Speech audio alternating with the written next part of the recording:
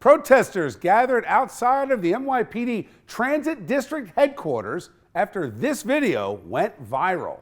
What's going on? Why are you taking her away? Why are you taking her away? Y'all, she's crying. You're taking her away, she's crying. You're literally doing this right now? Are you kidding me? She's just trying to sell some stuff. This is ridiculous. Showing police officers handcuffing a female churro vendor in the Broadway Junction subway station in Brooklyn over the weekend.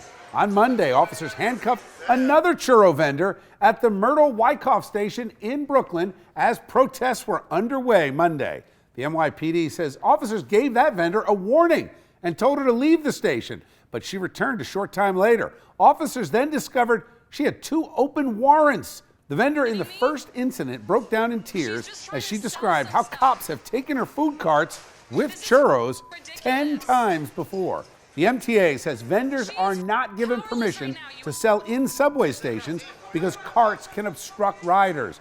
Mayor Bill Blasio said police acted appropriately in both cases.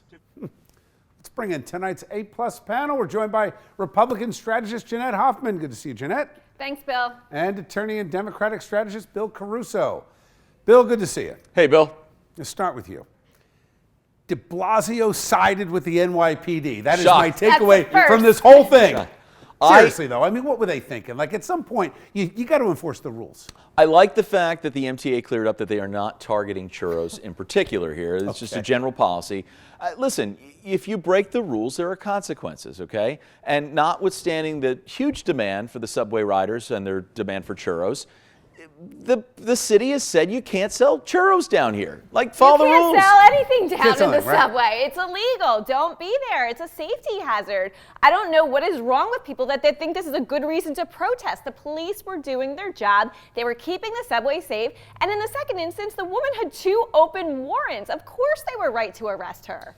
That said, it's a social media environment. So all of a sudden now something goes viral. People are like, wait a minute, crying woman, there's a backstory, emotion. Isn't the real problem here that Mayor de Blasio is being a bit hypocritical? Like, now he's supporting the cops, but you try to get into these quality of life arrests when you talk about public urination, turnstile jumping. He's not. So this to me sounds like a mixed message from the administration. Listen, let's give de Blasio credit for standing with our law enforcement for once. Let's hope it happens more often. But listen, you break the rules, you have to pay the consequences.